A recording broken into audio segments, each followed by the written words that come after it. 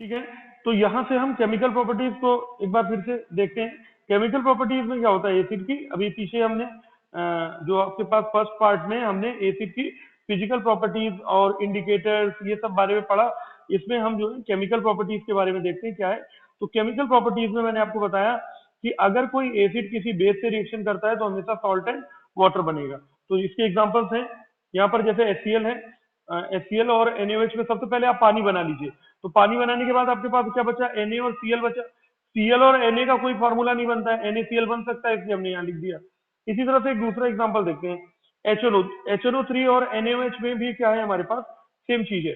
यहाँ पे पहले आप पानी बना लीजिए, तो OH और H को मिलाकर के हम पहले पानी बना लेंगे। तो यहाँ OH और H को बना करके पानी बनाएंगे तो यहाँ बचेगा क्या, Na और NO3 बचेगा। तो अभी आप श्योर मत होइए कि NaNO3 फार्मूला आप अपने आप से फार्मूला बना लीजिए।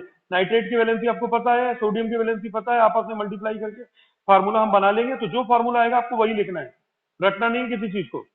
अगली हम बात कर लें, मान लो NaOH और H2CO3 की बात कर ले। तो यहाँ पर NaOH और H2CO3 में पहले आप पानी बना दीजिए, OH और H मिलकर के पानी बन गया।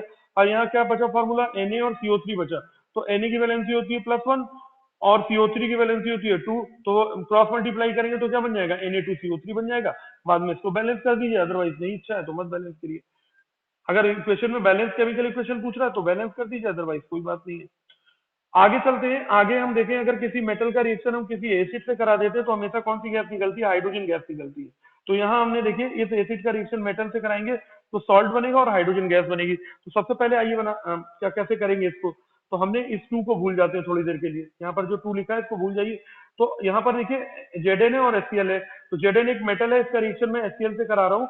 तो अब मुझे H2 बनाना है, तो H2 बनाने के लिए मुझे यहाँ 2 से मल्टीप्लाई करना पड़ेगा। तो जब मैं 2 से मल्टीप्लाई करूंगा तो ये बन जाएगा H2। क्योंकि नियम ये कहता है कि जब आप एसिड का रिएक्शन किसी मेटल से कराते हैं तो आपके पास क्या बनना चाहिए, हाइड्रोजन गैस बननी चाहिए। तो हाइड्रोजन तो तभी बनेगी जब आप यहाँ 2 से मल्टीप्लाई करेंगे, H2 होगा तो बनेगा यहाँ। अब यहाँ देखिए बचा Zn और Cl का 2 में मल्टीप्लाई हो गया तो क्या बन गया, ZnCl2 बन गया। इसी तरह से अगर इस वाले रिएक्शन की बात करें तो सबसे पहले आप, यहाँ पर भी ये मेटल है, यहाँ एसिड है। तो सबसे पहले आप H2 बना लीजिए। H2 बनाने के बाद यहाँ क्या बचा, Zn बचा और SO4 बचा, तो ZnSO4 बन जाएगा। तो इस तरह से आप ये रिएक्शन लिख सकते हैं। अगला रिएक्शन देखते हैं केमिकल प्रॉपर्टीज में एसिड की, कि अगर आपके पास मेटल ऑक्साइड है और उस मेटल ऑक्साइड का रिएक्शन आप किसी एसिड से कराते हैं तो आपके पास क्या बनेगा, सॉल्ट और वाटर बनेगा। तो मेटल ऑक्साइड की पहचान कैसे करते हैं, M फॉर मेटल और O फॉर ऑक्साइड। अगर किसी मेटल से O लगा हो तो वो मेटल ऑक्साइड हो जाता है। जैसे देखिए कॉपर है, कॉपर के साथ में O लगा हुआ है तो कॉपर ऑक्साइड हो गया। कॉपर ऑक्साइड का रिएक्शन अगर हम किसी एसिड से करेंगे तो हमारे पास क्या बनना चाहिए, हमारे पास सॉल्ट बनना चाहिए। अब सॉल्ट किस में बनेगा, सॉल्ट सॉल्ट सॉल्ट तो Cu और Cl के बीच में बन सकता है। तो यहाँ पर CuCl हम नहीं लिखेंगे कि CuCl2 लिखेंगे। इसकी पहचान आपको वैलेंसी की आपस में मल्टीप्लाई करने से हो जाएगी। तो रट्टाफिकेशन में हमको नहीं लिखना है, हमको Cu की वैलेंसी देख लेनी क्या है, और Cu की वैलेंसी होती है +2 और क्लोराइड की वैलेंसी होती है -1। तो आपस में मल्टीप्लाई कर देंगे तो CuCl2 हो जाएगा।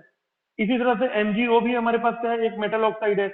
इसका रिएक्शन H2SO4 से आप कराएंगे तो देखो क्या हो जाएगा, इसका Mg और इसका SO4 मिलकर के MgSO4 एक सॉल्ट बना लेगा और पानी बन जाएगा। तो इसमें भी आप कर सकते हैं, पहले पानी बना लीजिए और जो बच जाए वो सॉल्ट के फॉर्म में आपको ऑब्टेन हो जाएगा। अब यहाँ एक चीज जानने वाली है कि जितने भी मेटेलिक ऑक्साइड होते हैं वो बेस होते हैं।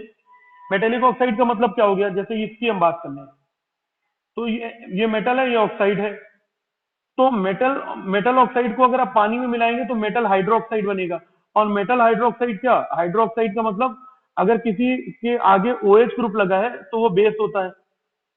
ठीक है, जैसे किसी कंपाउंड के आगे या बीच में अगर H लगा होता है तब तो वो एसिड हो जाता है, लेकिन OH लगने पर वो बेस होता है। अभी आगे आपको बेस में बताएंगे इसको। आगे अगर हम देखें तो अगर हम किसी मेटल कार्बोनेट का रिएक्शन किसी एसिड से कराते हैं तो वो सॉल्ट सबसे पहले कार्बन डाइऑक्साइड बनाएगा। कैसे बनाएगा, ध्यान से देखिए। अब मेटल कार्बोनेट का मतलब सी एक मेटल हो गया और कार्बोनेट का फार्मूला CO3 होता है, तो CaCO3 हो गया। तो अब सबसे पहले आपको क्या काम करना है, यहाँ से CO2 बना लेना है। तो यहाँ पर आप क्या करेंगे, जब ये CO2 बनाएंगे तो यहाँ पर केवल एक ऑक्सीजन बच जाएगी।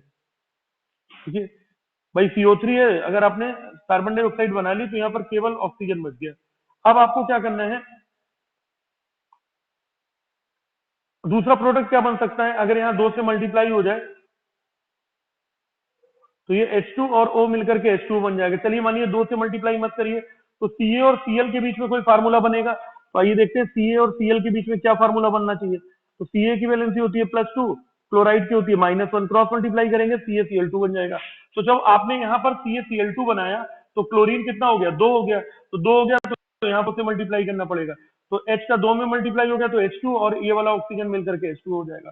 तो इस पे कम क्वेश्चन कैसे पूछा जाता है, क्वेश्चन देख लीजिए कैसे पूछा जाएगा कि एक मेटल कार्बोनेट X है, हमको उसका पता नहीं है। जब हम उसको किसी एसिड से रिएक्शन करते हैं तो हमारे पास क्या बनता है, एक मेटल क्लोराइड बनता है जिसका नाम है कैल्शियम क्लोराइड। इन्होंने बता दिया है कि प्रोडक्ट हमारे पास कैल्शियम क्लोराइड बन रहा है और एक गैस निकल रही है C।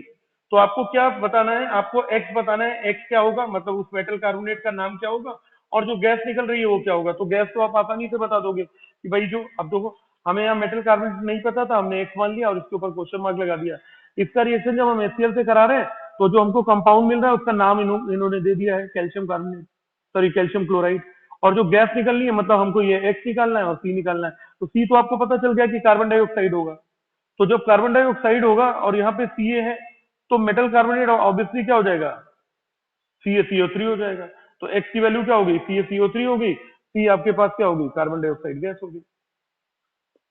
एसिड की केमिकल प्रॉपर्टीज में हम आगे चलते हैं। अगर हम किसी एसिड का रिएक्शन मेटल कार्बन किसे कराते हैं, मेटल हाइड्रोजन कार्बोनेट से कराते हैं, तो उस केस में भी हमारे पास कार्बन डाइऑक्साइड गैस निकलेगी। क्या बनेगा, सॉल्ट बनेगा और पानी बनेगा। सेम रिएक्शन है। अगर हम क्या करते हैं, किसी एसिड का रिएक्शन मेटल हाइड्रोक्साइड से करा देते हैं, किसी एसिड का रिएक्शन मेटल हाइड्रोक्साइड से या फिर हाइड्रोक्साइड से कराते हैं, तो दोनों ही केस में सॉल्ट और वाटर बनता है। आइए देखते हैं कैसे। तो मेटल मेटल हाइड्रोक्साइड का मतलब मेटल और OH का मतलब हो गया हाइड्रोक्साइड। इसका HCl से रिएक्शन कराओ तो सबसे पहले पानी बना दीजिए। तो जब पानी बन जाएगा यहाँ H2O, तो केवल Mg और Cl के बीच बन जाएगा। तो आप वैलेंसी लगा के इसका फार्मूला बना सकते हैं। तो आज की इस वीडियो में हमने जो है केमिकल प्रॉपर्टीज ऑफ एसिड और पढ़ी। तो अगली क्लास में हम अगले वीडियो में हम बेसिस के बारे में जानेंगे। Thank you.